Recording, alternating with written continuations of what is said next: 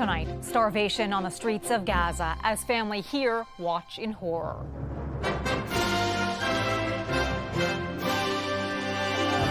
Palestinians desperate for food as Israel issues a new promise. There's nothing can describe the extent of the suffering of our family there. Why families in Canada are calling for more help from the government and beyond. What's overshadowing Trump's trip to Scotland? You're making a very big thing over something that's not a big thing. Plus, sunscreen skepticism spreading dangerously online. They've really taken us, I would say, decades back in terms of sun safety. How social media is distorting the truth about sun protection.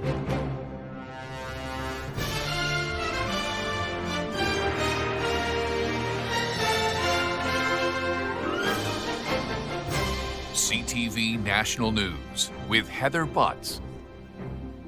Good evening. The Israeli military has resumed humanitarian aid drops in Gaza tonight as it faces growing global pressure. The IDF releasing this video showing forces dropping aid into the enclave. A statement from the IDF says the airdrops will include 7 pallets of aid containing flour, sugar and canned food to be provided by international organizations as aid groups warn of mass starvation. For people in this country trying to help their family members, each passing day brings the possibility of more death from hunger. CTV's Kamal Karamali has their plight and a warning this report may be disturbing for some viewers. Inaya Shurab's son, only 5 months old, when he died from starvation in Gaza. Inaya's cousin, Naja Ajour, forced to watch from her Burlington, Ontario home. I feel very sad. Feeling helpless. She called me, please send me anything that you can just to buy a milk for my baby. It broke my heart every minute. I tried to help. But she couldn't send help quickly enough. Her husband, Ahmed, agonizing over his brother's family in Gaza. He hasn't heard from them in days, not knowing if they're eating enough. There is no food, just the bread and water. They mix the water with the sugar or salt. How much is food for your family in Gaza right now? 1 kilogram of flour is more than $70 US.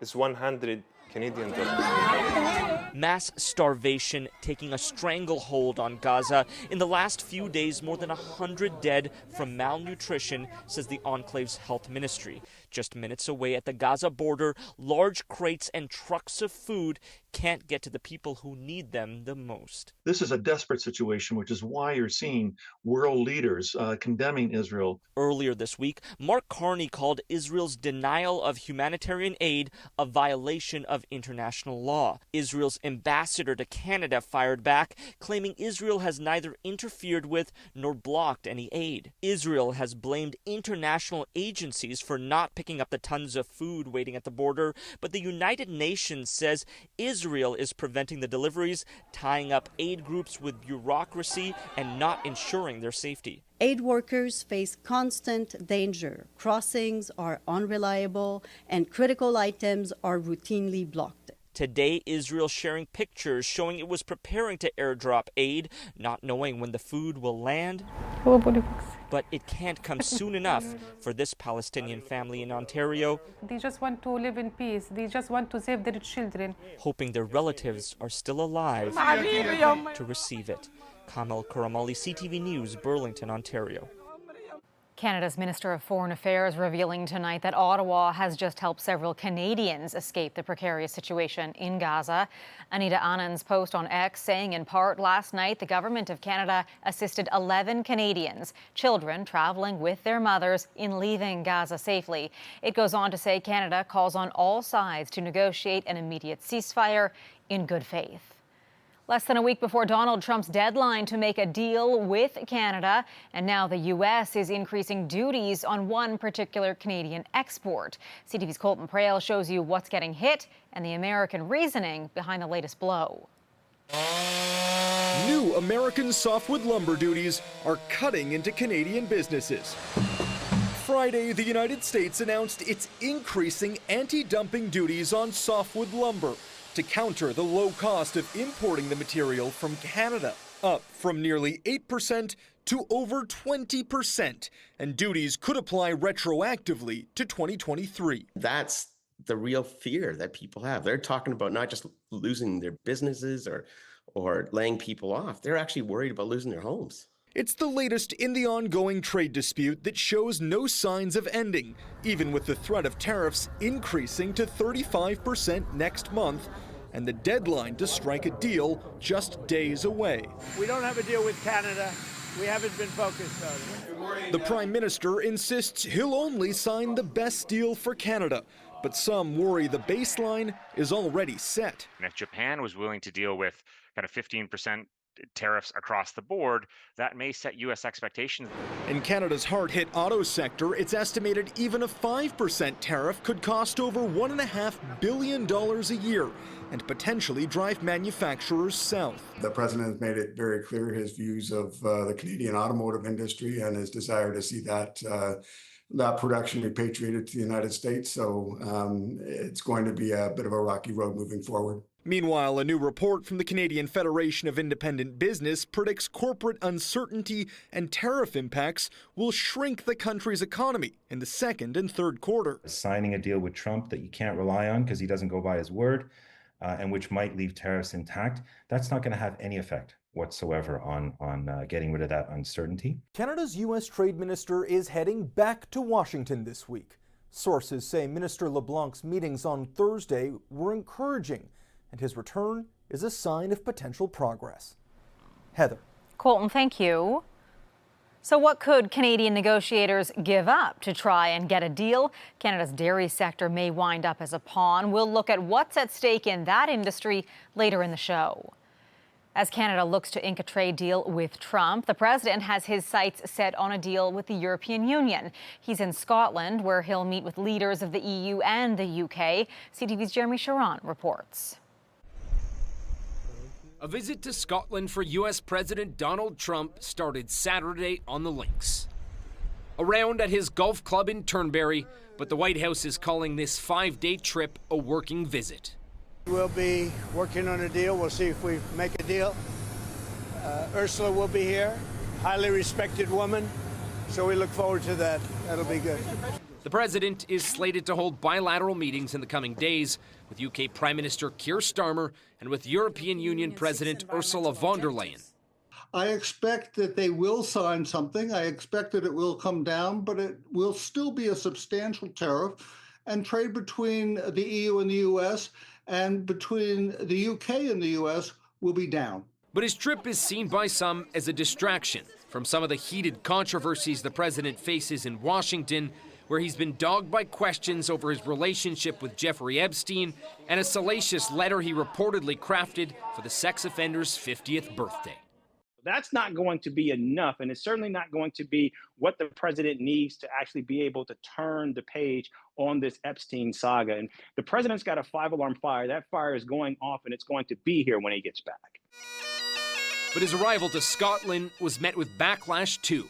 Anti-Trump protesters took to the streets today, opposing the president's visit and many of his policies. As far as I'm concerned, Trump is a bully, a racist, and a megalomaniac. Before he left, Trump said he thinks he'll get most trade deals done by August 1st, more than 120 days after the president promised 90 deals in 90 days and failed to meet that target.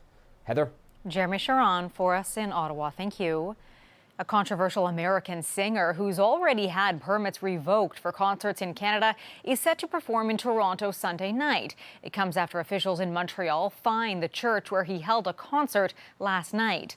Protesters were front and center outside the church where Sean Foyt held his performance, despite having his permit for the event revoked. The church is now facing a $2,500 fine for allowing the event to go through.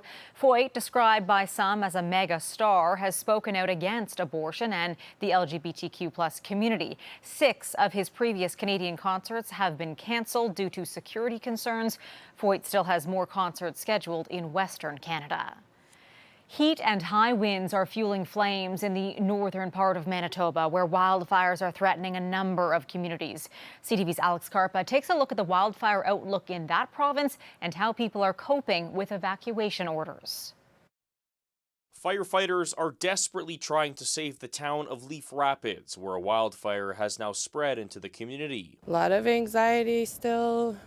You know, we just don't really know what's going to happen. Earlier this week, a fire jumped the Churchill River near the town and entered Leaf Rapids, leaving one home, several abandoned structures, and some vehicles damaged. You're trying to figure out exactly where it's going. Leaf Rapids resident Elizabeth Cherrier feels helpless as she looks at the photos of the active fire. She evacuated the town over 2 weeks ago, but was forced to leave her 5 dogs behind. It's so scary because the last map that I seen where the fire had impacted was right like the bay that would be next to where my house is. Most of the town remains without electricity at this time. Irvin Biggity says watching what's happening to his hometown from so far away is emotional. Leaf Rapids is more home to me because of the majority of my life being there and the friends I made, the things I've done for my community. Leaf Rapids is just one of several communities in northern Manitoba dealing with fast-moving wildfires, which has forced thousands to flee south. The town of Snow Lake, south of Leaf Rapids, is also dealing with a spreading wildfire now within half a kilometer of the town. Officials in Thompson say progress is being made in containing an out-of-control wildfire north of the city. However, advocates say more supports are still needed. You need a lot of manpower, and we just simply don't have enough. But also we need aerial support, we need water bombers, you need helicopters, reconnaissance. As for Cherrier, she is praying she will still have a home to go to when the situation improves. A lot of anxiety, that's the biggest thing, is just your mind is getting the best of you. Alex Karpa, CTV News, Winnipeg. Wildfires raging across Greece have forced evacuations in several areas as the country endures its third heat wave this summer season. Many homes have burned in areas northeast of Athens as people were forced to flee. Hundreds of firefighters are battling the flames with high winds and temperatures reaching 44 degrees Celsius. Fire officials also confirmed they're dealing with major wildfires on 3 Greek islands. Cambodia and Thailand traded accusations of fresh attacks as deadly border clashes entered a third day. More than 30 people have been killed and thousands forced to flee their homes in a conflict that has been brewing for decades. Donald Trump posted on social media that the two countries have agreed to meet to work out a ceasefire. A solemn ceremony at the Korean War Memorial in Burnaby, BC, marking the 72nd anniversary of the armistice that ended the conflict.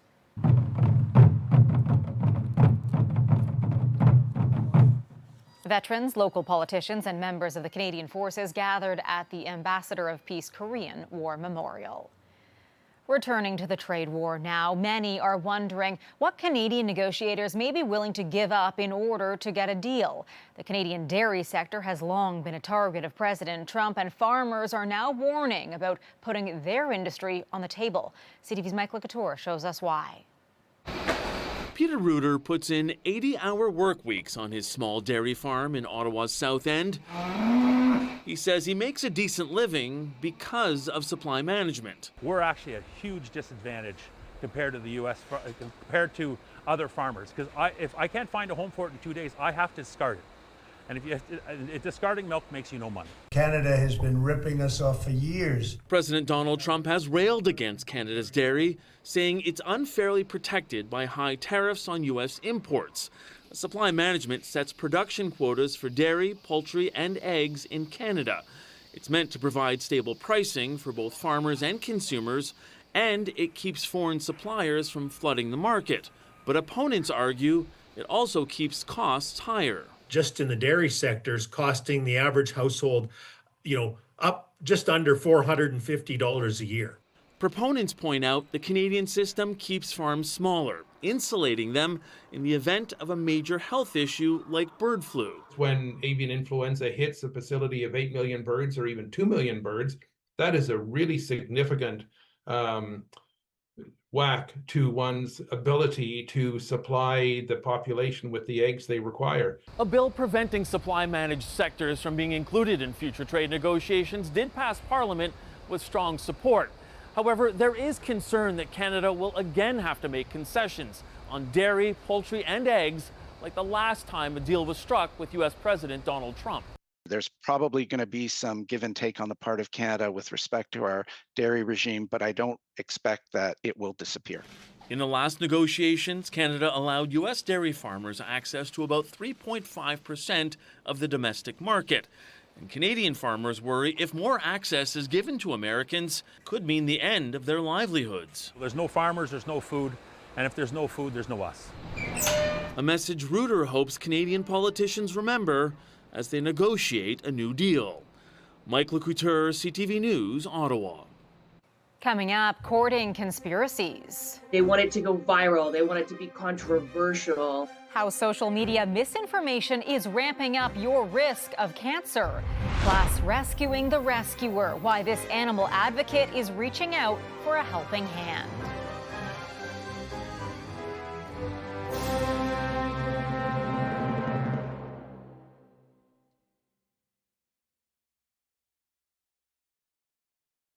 With summer in full swing, doctors are urging people to keep slathering on the sunscreen. But misinformation online is creating an uphill battle for those trying to keep us safe. CTV's Kathy Lee has one man's warning to others about the false narratives. The sun hangs heavy in the sky, but Corey Broland finds reprieve in the cool embrace of the shade. He's mindful of the rays for a good reason. It was basal cell skin cancer. Broland was diagnosed last year after a bump on his head wouldn't heal. I had a procedure done in January where they removed it. The 45-year-old admits he was never diligent about sunscreen, but that's all changed now. It's like a regular daily skin cream that you got to put on, so every day I do that. Doctors say sunscreen protects the skin from harmful UV radiation, which can cause skin cancer. But videos on social media like these. Sunscreen is actually bad for you and can actually cause skin cancer. A lot of these are linked to cancer, so this is a no for me. Making it more difficult to keep the facts straight. They want it to go viral. They want it to be controversial. So they've really taken us, I would say, decades back in terms of sun safety. Reviews from American Academy of Dermatology and Health Canada found that there's no cause for concern with normal sunscreen use. Spreading misinformation like that scares me a bit because, this isn't a hard cancer to get. Skin cancers fall into two categories, non-melanoma and melanoma, the latter being the deadliest form.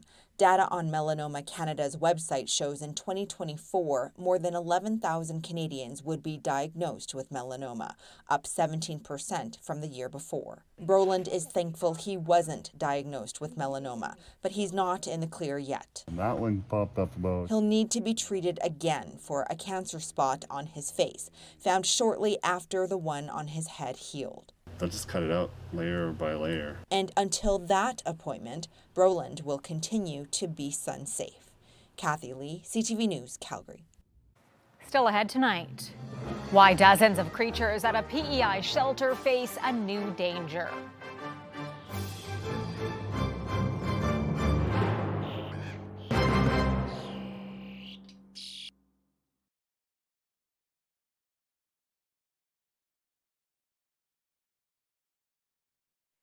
A home in PEI has become an emergency ward of sorts, helping hundreds of wild creatures for more than 50 years. But as CTV's Maria Saru explains, the rescuer running it is now in desperate need of help herself. Candy Gallant has a lot of mouths to feed, well, beaks to be exact. At her home, a falcon waits, wings folded. Hares huddle next to baby birds, and Sphinx cats lounge beside handicapped chickens. Nearly 100 creatures living where she does too.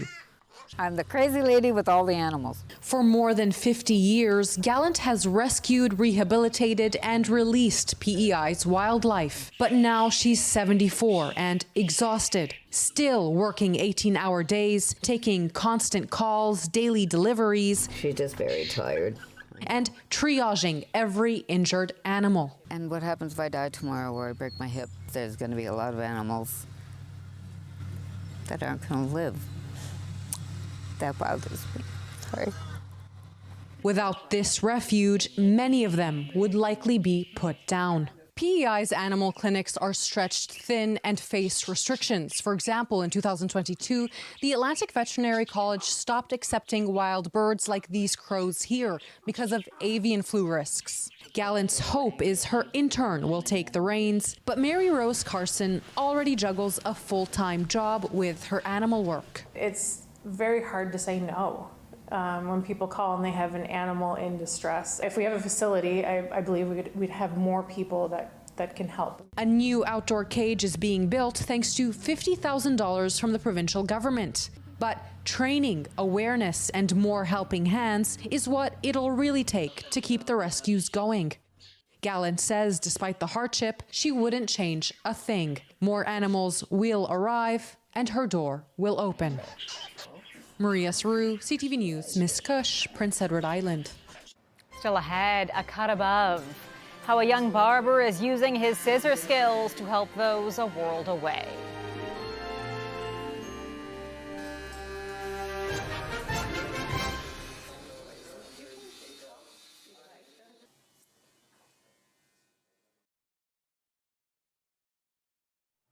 We leave you tonight with a story of hope that starts with a haircut. CTV's Olivia O'Malley introduces us to a young man who founded a special charity to help raise money for those facing hardship in Ukraine. Alexander Yakimu Martin first learned to cut hair in school. Now a part-time barber, he takes each client's haircut seriously, with passion and precision. But lately, each cut has taken on more meaning. I wanted to do something personal to help Ukraine, so I'm a barber, so I thought, why not use that skill to do some good? The 16-year-old created Haircuts for Hope. He first got the idea after giving a haircut to a Ukrainian refugee at his church. Now he's doing it at Dynasty Barbershop in Pointe Claire, where he's worked for the past year. He donates $10 from every cut to help keep lights on in classrooms and rebuild schools in war-torn Ukraine. It gives them the same chance that I have to learn with light and without bombs. The teenager says he feels lucky to live here, especially since he has relatives back in Ukraine. What's happening to his family's home country is never far from mind. He wears a Ukrainian trident around his neck, a symbol of resilience amid the ongoing fight for freedom. My grandparents are Ukrainian. My parents are Ukrainian. We grew up speaking Ukrainian in our house, and we stayed really close to our heritage. His co-workers say taking on the fundraiser at such a young age proves why he's a cut above the rest.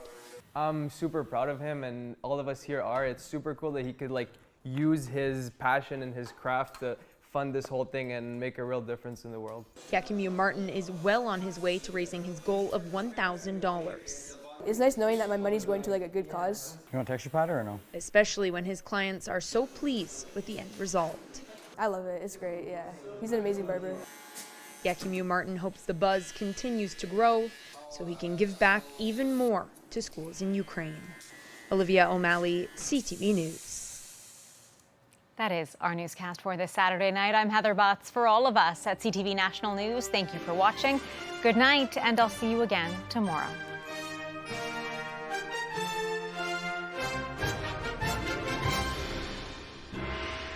CTV National News, Canada's #1 newscast.